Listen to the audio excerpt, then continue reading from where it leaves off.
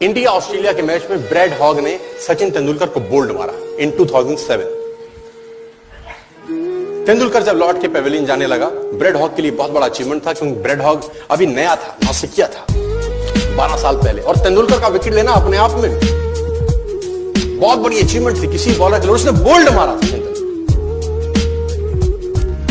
Match खत्म होने के बाद ब्रैड हॉग वो बॉल लेके as a souvenir Sachin Ramesh Tendulkar के पास गया और उसने तेंदुलकर को बोला, सर आप इस पे ऑटोग्राफ दीजिए, मेरी जिंदगी का बहुत सुनहरा दिन है आज, कि आज मैंने आपको बोल्ड किया है। बड़ी खुशी खुशी में वो बॉल लेके गया एक ऑनर के साथ, और तेंदुलकर ने उसके ऊपर लिखा, ये दिन तेरी जिंदगी में फिर कभी नहीं आएगा। ये दिन तेरी जिंदगी में फिर कभी नहीं आएगा। और मैं आपकी जानकारी के लिए बता दूं, जब तक ब्रैड हॉग और तेंदुलकर इसके बाद खेले, कम से कम 30-35 एनकाउंटर हुए उनके, टेस्ट मैच में, वनडे में, T20 में, इवन IPL के। ब्रैड हॉग तेंदुलकर की विकेट नहीं ले सका। ब्रैड हॉग तेंदुलकर की विकेट नहीं ले सका। मैं ये कहानी आपको क्यों सुना रहा हूं? मैं आपको कहानी ये इसलिए सुना रहा हूं कि उसने जब बॉल पे लिख दिया होगा ना कि ये क्षण तेरी जिंदगी में फिर नहीं आएगा, ये जाने के बाद वो बियर नहीं पी रहा होगा, पॉपकॉर्न नहीं खा रहा होगा, बर्गर सैंडविच डोसा नहीं खा रहा होगा, एक चीज कर रहा होगा। क्या कॉन्फिडेंस रहा होगा एक लाइन लिखने के बाद। लिख दिया, अब उसको प्रूफ करना है, उस जैसा बन जा, उस लाइन को प्रूफ करने लायक बनना है उसको। कितनी प्रैक्टिस करी होगी कि इज्जत खराब ना हो जाए। आज आप लिख दो कि अगले 3 साल में इस बिजनेस से मैं 5 करोड़ कमाऊंगा, और उस लाइन को प्रूफ करने के लिए अपने आप को जला दो। आप लिख दो और फिर उस लाइन को प्रूफ करने के लिए अपने आप को मैं कहता हूं जला डालो। प्रैक्टिस का बहुत बड़ा खेल है, प्रैक्टिस से बड़े बड़े पहाड़ हिट गए। मैं एक कहानी सुना रहा था उस दिन भी किसी को, पाब्लो पिकासो की।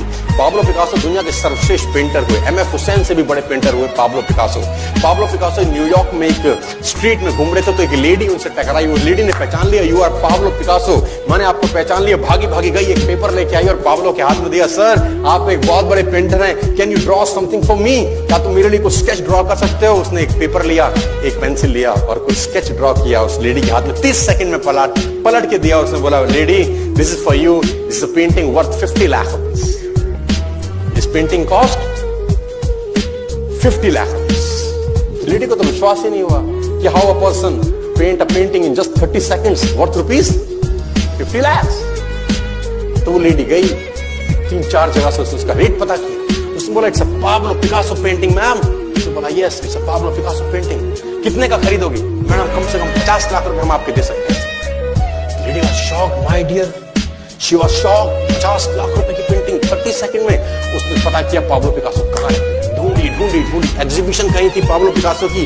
ढूंढते ढूंढते पाब्लो पिकासो के पास पहुंची। सर आपने मुझे पहचाना, मैं वही लेडी हूं, मैं आपको मिली थी, आपने मेरे लिए एक पेंटिंग ड्रॉ करी थी 30 सेकंड में 50 लाख रुपए की। 50 लाख की है सर। उसने बोला, यस आई नो, मैंने बनाई है।